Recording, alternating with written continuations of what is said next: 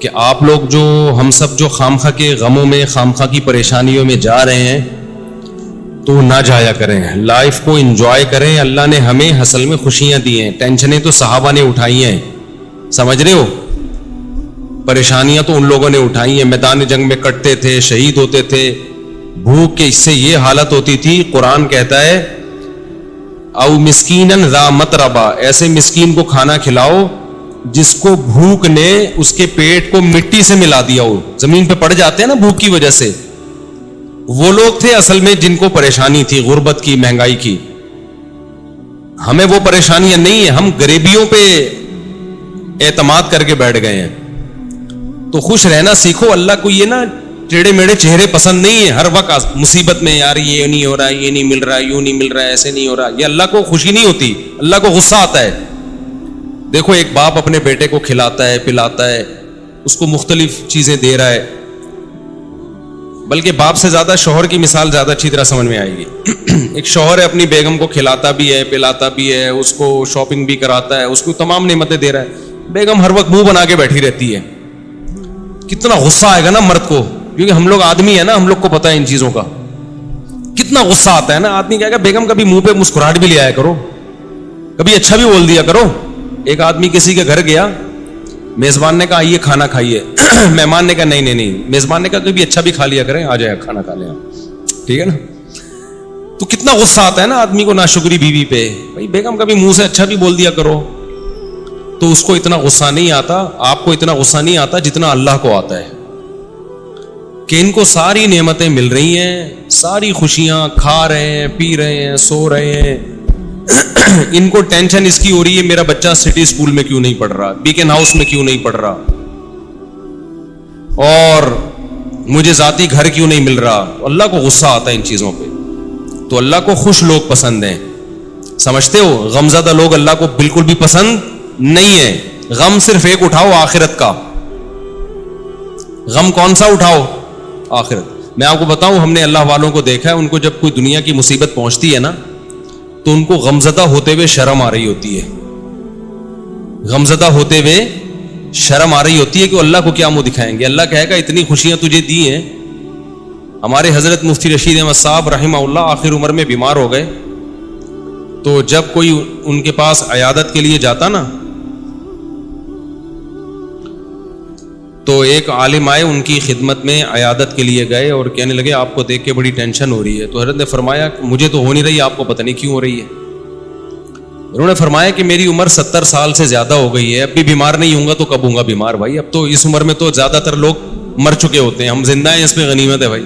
تو ٹینشن نہیں لے رہے تھے. وہ کہہ رہے ہیں اب بھی نہیں بیمار ہوں گے تو کب ہوں گے بھائی, اب تو بیماری کی عمر ہے بھائی, اب تو جو ہے غریبی چل رہا ہے. پھر بھی مانتے نہیں تھے کہ میں بیمار ہوں. ٹھیک ہے نا, ان کو کہ مجھے شرم آتی ہے اپنے آپ کو بیمار کہتے ہوئے. بلکہ حضرت تو یہاں تک فرمایا کرتے تھے اگر بیمار ہو نا دوائیں چھپ کے کھایا کرو, دنیا کو نہ بتایا کرو میں بیمار ہوں, میں یہ ٹیبلٹ. آج کل دوائیں کھانا فیشن بن گیا ہے. جتنا بڑا آدمی ہوگا نا شوگر کی گولیاں کھا رہا ہوگا. یہ ایک فیشن ہے کہ سر جو ہے صبح یہ ٹیبلٹ لیتے ہیں, شام کو یہ ٹیبلٹ کھاتے ہیں. غریب آدمی ٹیبلٹ ویبلٹ بیچارہ وہ پاپے چائے میں ڈبو کے کھا رہا ہوتا ہے. یہ مالداروں کے مسائل ہیں کہ سر آپ کی شوگر کہاں پہنچ چکی ہے. ٹھیک ہے نا, مالدار جس کو شوگر نہیں ہے غریب آدمی ہے, اس کو شوگر ہی نہیں ہے. یہ تو فیشن ہے نا. تو حضرت فرمایا کرتے تھے کہ بیمار بھی ہونا دوائیں چھپ کے کھایا کرو, لوگوں کے سامنے اپنی کمزوریوں کو اور بیماریوں کو شو مت کرو. سمجھتے ہو؟ کہا کہ صحیح ہے, بس ہم ٹھیک ہیں, بہترین ہے. یہ کچھ زیادہ تقویٰ ہو جائے گا, آپ کھا لیں. ایسا نہ ہو شوگر ہو گئی, آپ چھپ کے کہیں جگہ نہیں مل رہی تو مر ہی گئے. اب جو دواؤں کا عادی ہو جاتا ہے وہ تو کیا چھپ کے کھائے گا, وہ تو کھلے عام کھاتا ہے. اچھا کچھ دوائیں نہیں ہیں, وہ کہلاتی ہیں دوائیں. جیسے ملٹی وٹامن گولیاں, یہ کوئی دوائیں نہیں ہیں. اگر یہ کوئی کھا رہا ہے تو یہ کوئی دواؤں کی فہرست میں یہ چیزیں نہیں آتی ہیں. تو لیکن جو بیماریاں ہیں نا, جس کو لوگوں نے بیماریاں سمجھ رکھے ہیں, ان کو بیماریاں سمجھ لیا ہے, تو کوشش یہی کرو بھائی ہم صحت مند ہیں, ہم سب ٹھیک. سب کیا چل رہا ہے؟ اوکے کی رپورٹ چل رہی ہے. جب کوئی پوچھا کرے کیا حالات ہیں, بولو سب اوکے کی رپورٹ ہے. رپورٹ کا لفظ میں اس لیے استعمال کرتا ہوں کہ رپورٹوں پہ لوگوں کو یقین ہوتا ہے. دیکھو آپ کسی سے پوچھ رہے ہیں کہ آپ کے جگر ٹھیک کام کر رہا ہے, لیور ٹھیک ہے, آپ کا کڈنی ٹھیک ہے, وہ کہے گا ہاں ٹھیک ہے. آپ کہیں گے رپورٹ ہے تمہارے پاس, لیب سے رپورٹ ہے؟ وہ کہے گا ہاں جی یہ رپورٹ ہے. تو رپورٹ دیکھ کے یقین آ جائے گا نا. تو صرف یہ نہیں بتایا کرو میں خیریت سے ہوں, آپ بولو میرے پاس خیریت کی باقاعدہ رپورٹ ہے. ٹھیک ہے. تو میں جب بھی کسی سے خیریت پوچھتا ہوں, میرے دوستوں کو پتا ہے کہ میں یہ نہیں پوچھتا آپ خیریت سے ہیں, میں کہتا ہوں سب اوکے کی رپورٹ ہے. وہ آگے سے جواب میں کہتے ہیں رپورٹ کیا ہے؟ اوکے کی. اس کا مطلب واقعی اوکے ہے, باقاعدہ رپورٹ ہے اس کے پاس. تو اللہ کا شکر ہے ہمارے پاس بھی رپورٹ کیا ہے؟ اوکے کی رپورٹ ہے. جب بھی کوئی مجھ سے, اور اللہ اوکے کی رپورٹ ہی رکھے بھائی, زیادہ شو بازیوں میں بھی نقصان ہوتا ہے. تو اللہ اوکے کی رپورٹ ہی رکھے, خوش ہی رکھے اللہ تعالی ہم سب کو. اچھا, مجھے لوگ اب نا تانے دینا شروع کر دیے لوگوں نے.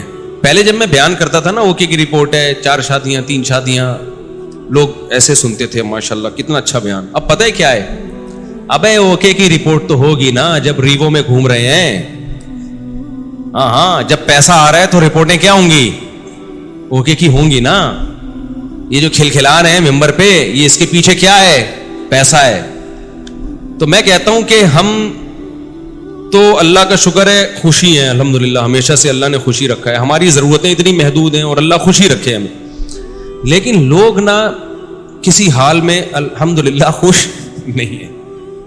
ان کو یہ ہے کہ پہلے پھٹ پٹی پہ گھوم رہے تھے اس کی ٹینشن, اب ریوو میں گھوم رہے ہیں تو اس کی بھی ٹینشن یہ لوگ لے رہے ہیں. تو یہ آپ کی ٹینشن ہے, آپ جتنی چاہو بڑھا لو. ہم جب کسی کو ریوو میں گھومتا ہوا دیکھتے تھے, ہم اپنی پھٹ پٹی پہ گھومتے تھے, اس وقت بھی ہمیں ٹینشن نہیں ہوتی تھی, سمجھ رہے ہیں نا. اور جب ہم ریوو میں آ رہے ہیں تو بھی ہمیں ٹینشن نہیں ہو رہی. آپ کو پہلے بھی ٹینشن تھی کہ مفتی صاحب پھٹ پٹی میں گھومتے ہیں اور باتیں 4 شادیوں کی کرتے ہیں. میری پھٹ پٹی بائک دیکھی آپ لوگوں نے؟ ایسی ایسی بائکیں میں نے رکھی ہیں نا جن کے ماڈل ہی ختم ہو چکے ہیں, یعنی مارکیٹ میں بھی نہیں ملتی. میں نے رکھی ہے ہونڈا 110, کبھی نام سنا؟ ہونڈا 110 روزانہ صبح, بائک کی بات کر رہا ہوں, دھکا لگتا تھا اس کو. ہم اس وقت اس سے زیادہ خوش تھے جتنے اب ہیں. میرا جو بچپن سے میرے ساتھ ہے نا وہ مجھے زیادہ جانتے ہیں, وہ مجھے بہت اچھی طرح جانتے ہیں. ہمیشہ میری باتیں کروڑوں کی رہی ہیں اور دکان میرے پاس پکوڑوں کی رہی ہے. اللہ کا شکر ہے میرے ساتھ جو میرے بچپن کے دوست ہیں وہ جانتے ہیں پیسوں کی تو ہمارے کبھی بات ہی نہیں کی, ہم نے نہ پیسہ کمانے کی کبھی فکر کی ہے. تو پھر ہم نے گاڑی جب میں نے خریدی نا FX, پرانا ماڈل جس کی چھت پچکی ہوئی تھی, 40,000 قسطوں پہ میں نے گاڑی لی تھی. 40,000 قسطوں پہ, 3,000 منتھلی قسط تھی. لوگ کہتے تھے اتنی سستی قسطوں پہ کہاں سے مل گئی. جب گاڑی دیکھ کے کہتے تھے مفتی صاحب کسی نے آپ کو چونا لگا دیا ہے, یعنی اس پہ بھی مہنگی ہے. اسی میں ہم رشتے لینے جا رہے ہوتے تھے 3ری شادی کے. اس کو کہتے ہیں دکان پکوڑوں کی اور باتیں کرو, خوشی خوشی جاتے تھے, خوشی خوشی. اسی گاڑی کو دیکھ کے رشتے ریجیکٹ بھی ہوتے تھے. ٹھیک ہے نا.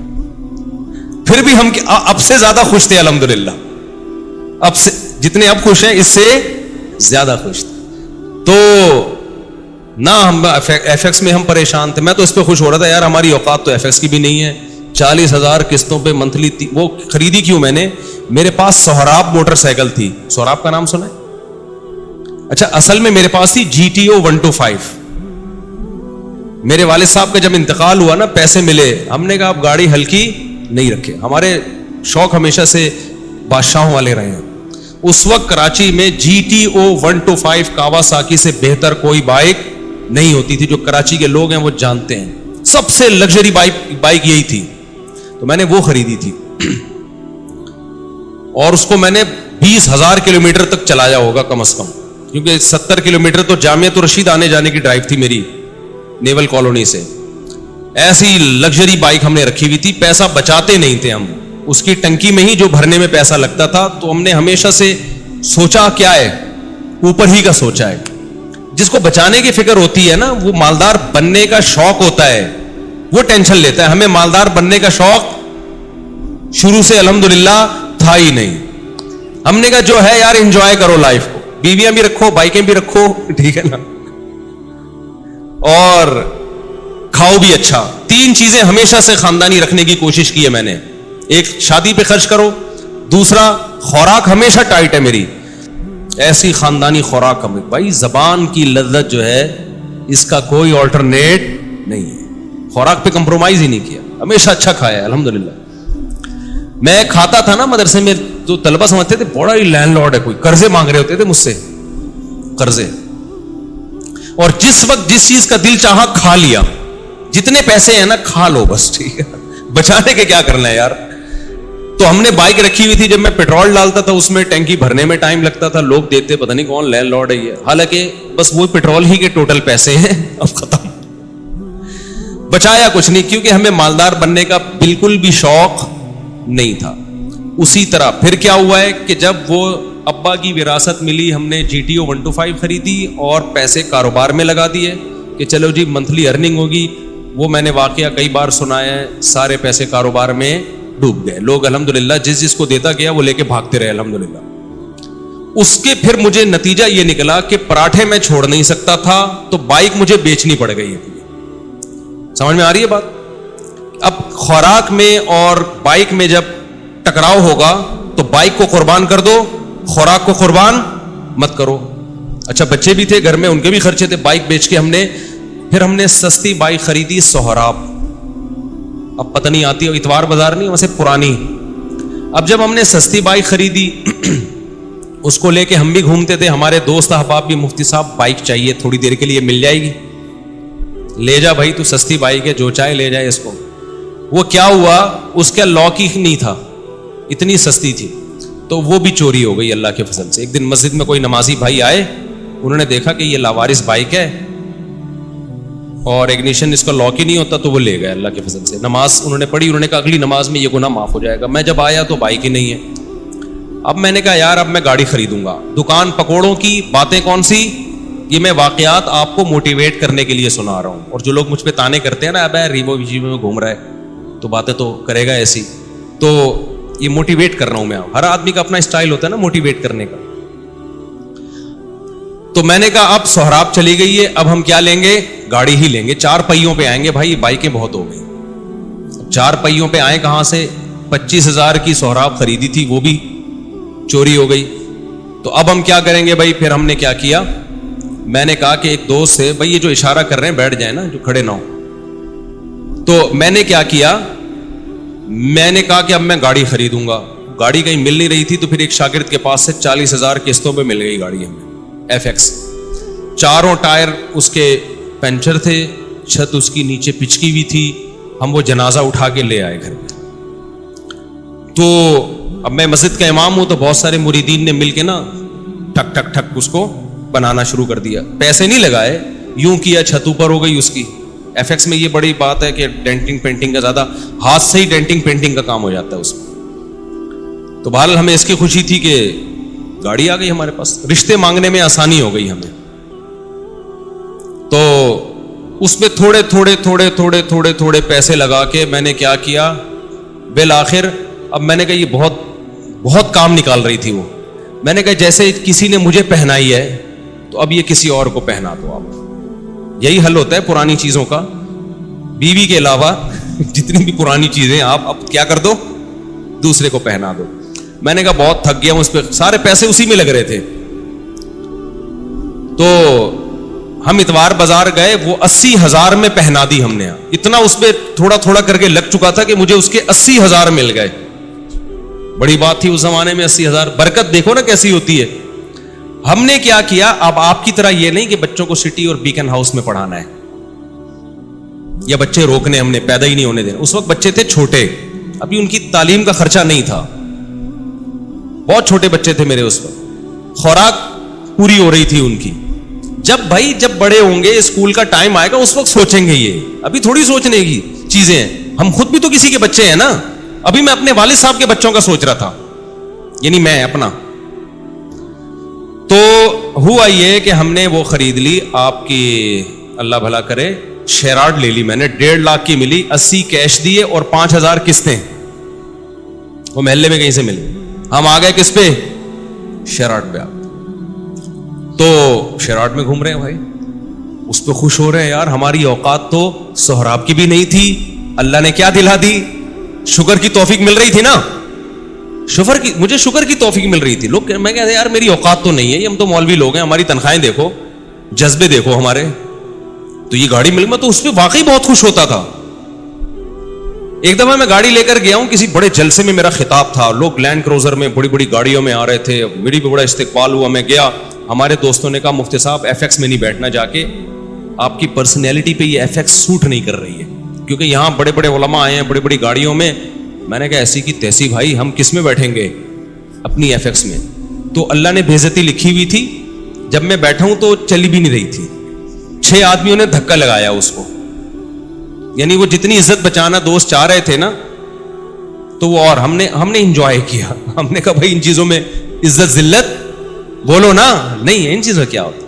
ہمارا مقصد تھا بیان کرنا, بیان اگر اچھا ہو گیا تو ٹھیک ہے, میں گدھے پہ جاؤں, میں گھوڑے پہ جاؤں, میں سائیکل پہ جاؤں, میں ایف ایکس میں جاؤں. میں آپ کو اس لیے یہ سارے واقعات شو مارنے کے نہیں بتا رہا. خامخواہ کی ٹینشنیں کیوں پالی ہوئی ہے بھائی تم لوگوں نے, بلا وجہ اپنا معیار اتنا اونچا کیوں رکھا ہوا ہے؟ وہ معیار نہیں ملتا تو ٹینشن میں جاتے ہو. پھر ہم تو یہ سوچ رہے تھے یار ہماری اوقات موٹر سائیکل کی نہیں ہے, اللہ نے 125 دلا دی GTO. ہماری اوقات تو 125 کی نہیں, اللہ نے ایف ایکس دلا دی.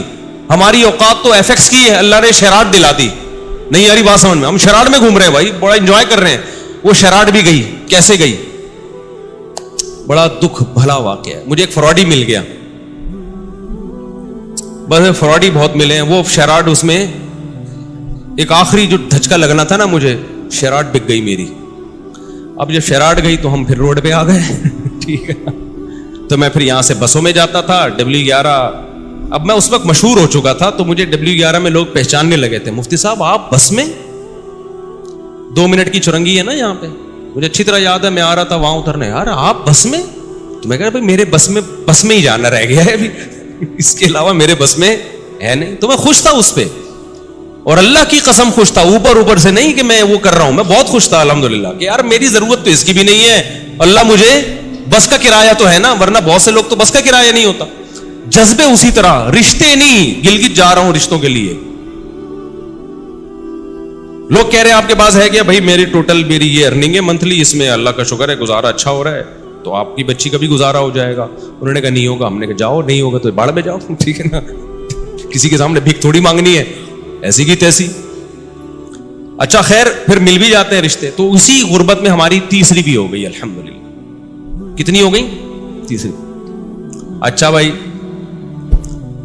تو ہمیں اس کی بھی خوشی کہ اوقات ہماری ایک کی بھی نہیں ہے, اور شادیاں کتنی ہو گئی, ہو جاتی ہیں یہ, میں آپ کی بھی ہو جائیں گی, اور اچھے لوگ مل گئے مجھے. لیکن میں جیسے جیسے دیکھ رہا تھا کہ میری شادیاں ہو رہی ہیں, بچے پیدا ہو رہے ہیں, میری سورس آف انکم آٹومیٹیکلی بڑھ رہی ہے. ایسے ذرائع سے رزق مل رہا ہے جہاں سے تصور بھی نہیں تھا. ایسے ذرائع سے رزق مل رہا ہے جہاں سے تصور بھی نہیں ہے. اب میں ان کو واقعات سناؤں, آپ کے ہوش اڑ جائیں گے. کیسے ذرائع سے ضرورتیں پوری ہو رہی ہیں, اسٹاک کچھ بھی نہیں ہو رہا, ایک ڈھیلا بھی جمع نہیں ہو رہا ہے, لیکن مجھے فکر نہیں ہے کہ کل کہاں سے کھاؤں گا, کل کہاں سے, اگلے مہینے. بھائی جب اب تک اللہ نے رکھا ہوا ہے نا, تو آگے بھی ہو جائے گا. پھر ایک دن مجھے میرے گھر میں بڑا خرچہ آ گیا, ایک بڑا خرچہ. یعنی ڈاکٹر نے کہا بھائی ڈیلیوری آپریشن سے ہوگی, آپریشن کے پیسے نہیں تھے میرے پاس. بچہ پیدا ہونے کا وقت آیا اور ڈاکٹر نے کہا بڑا آپریشن ہوگا, اور بڑے آپریشن میں اچھے خاصے پیسے لگ جاتے ہیں. وہ پیسے میرے پاس بولو نہیں تھے.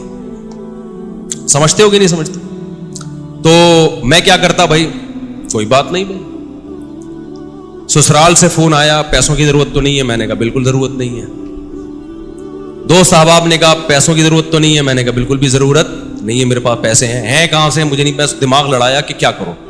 کوئی بات نہیں, گھر میں ایسی چیزیں ہوتی ہیں, بھیج دو اس کو یار. کیا خیال ہے بھائی؟ بھائی گھر میں سب چیزیں بیچ دو یار, ابھی ضرورت پوری کرو. کوئی بات نہیں, پھٹے پہ سوئیں گے یار, کیا ہے اس میں.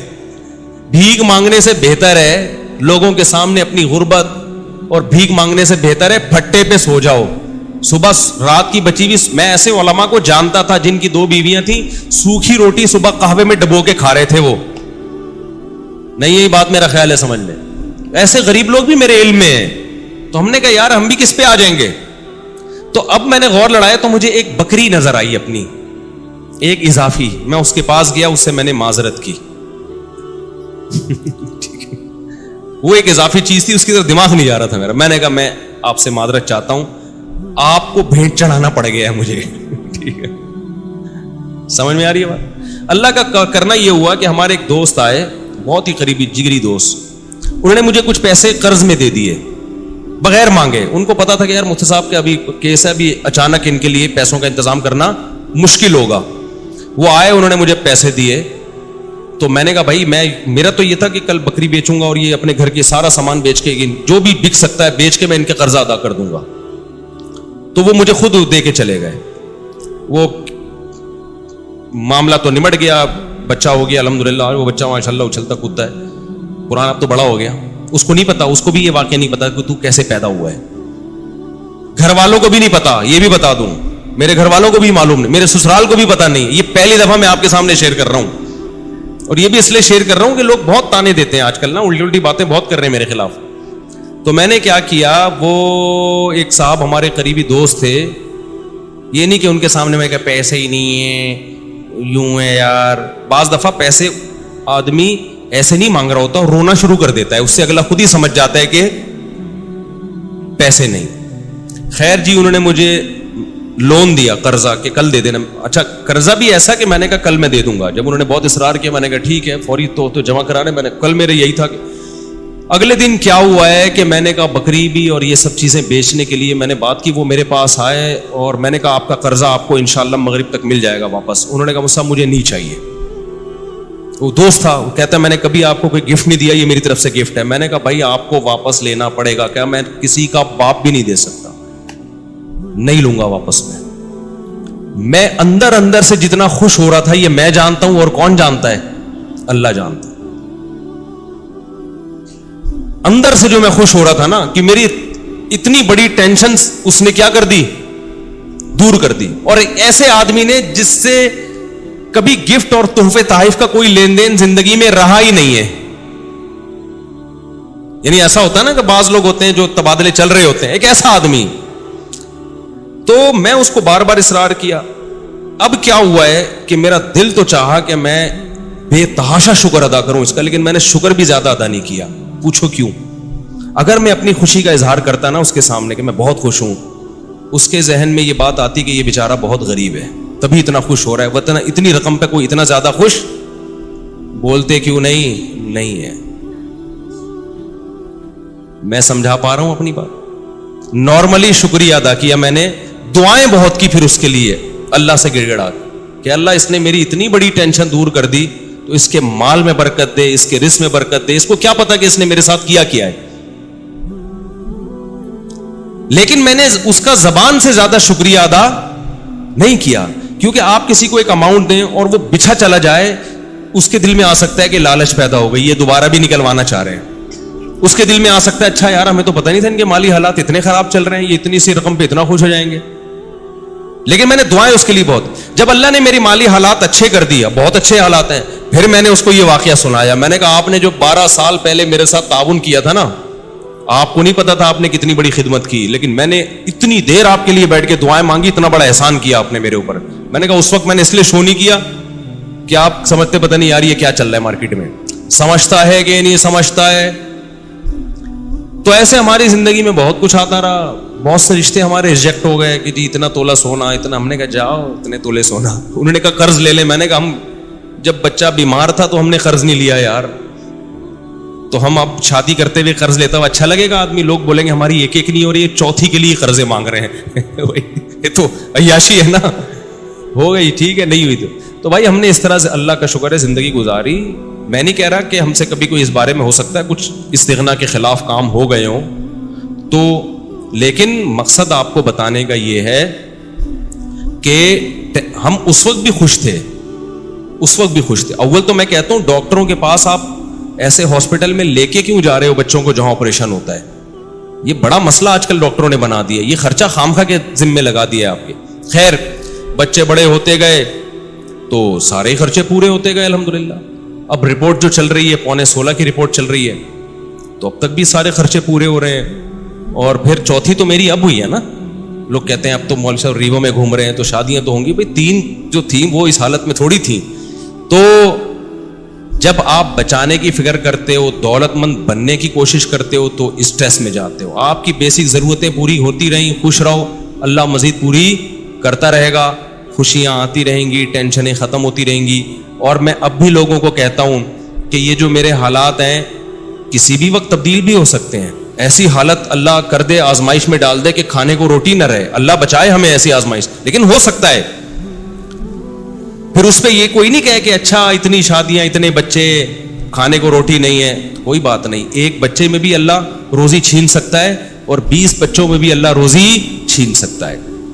آپ کو اللہ پہ یہ ایمان رکھنا ہے کہ رزق کا تعلق اولاد کے ہونے یا نہ ہونے سے, بیویوں کے ہونے یا نہ ہونے سے نہیں ہے.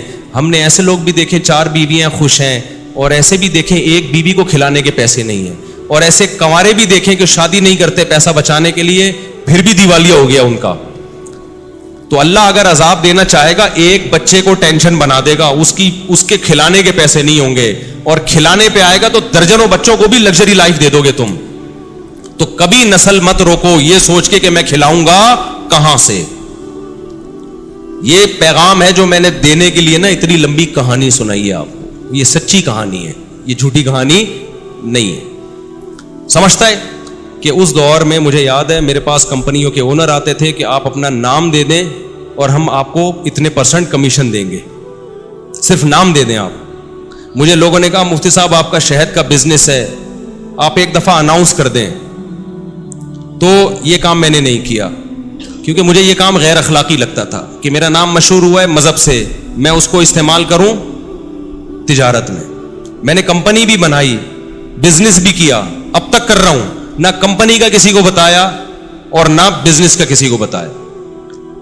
تو یہ میں اس لیے کہہ رہا ہوں, آج لوگ کہتے ہیں نا بہت یہ مولوی لوگ ایسے, مولوی لوگ, آپ مولوی میں اٹھ کے بیٹھ کے دیکھو گے نا, کسی کے بارے میں 2-4 باتوں سے فوراً تبصرہ کر دینا ٹھیک نہیں ہوتا. جب تک کسی کے ساتھ رہو نہیں, ہم بار بار کہہ رہے ہیں ہم بہت نیک نہیں ہیں, لیکن جو پیسوں کی اور ان چیزوں کے الزامات ہمارے اوپر لگ رہے ہیں نا, اتنی تو صفائی میرے ذمہ بنتی ہے نا کہ میں دوں.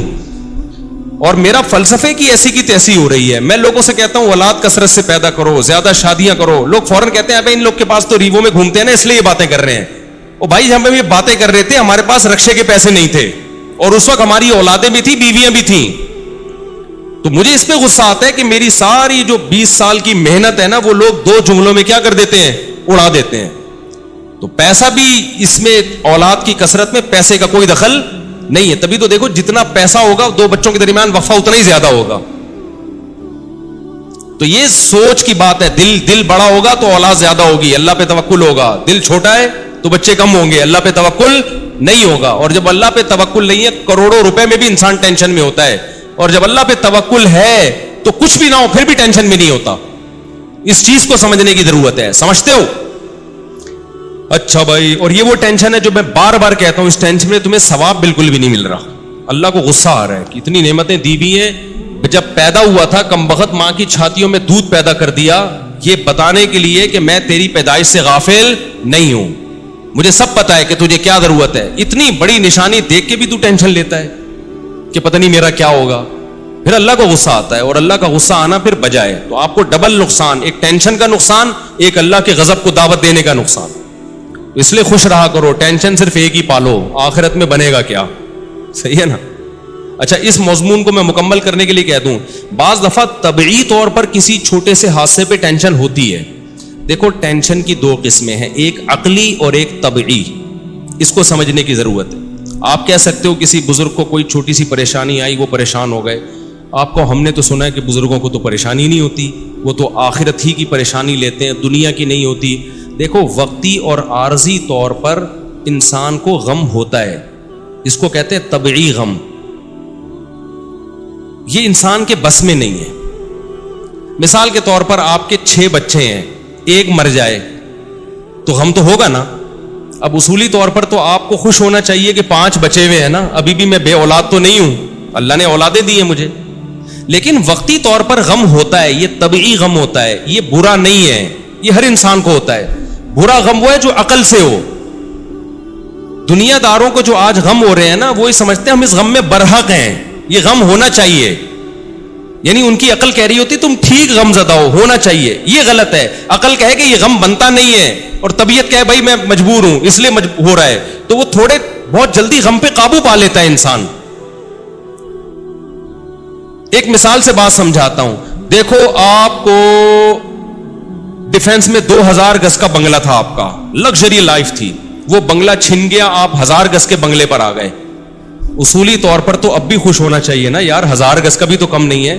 لیکن دیندار آدمی کو بھی 1-2 دن کے لیے, 2-4 دن کے لیے وقتی طور پہ ٹینشن ہوگی.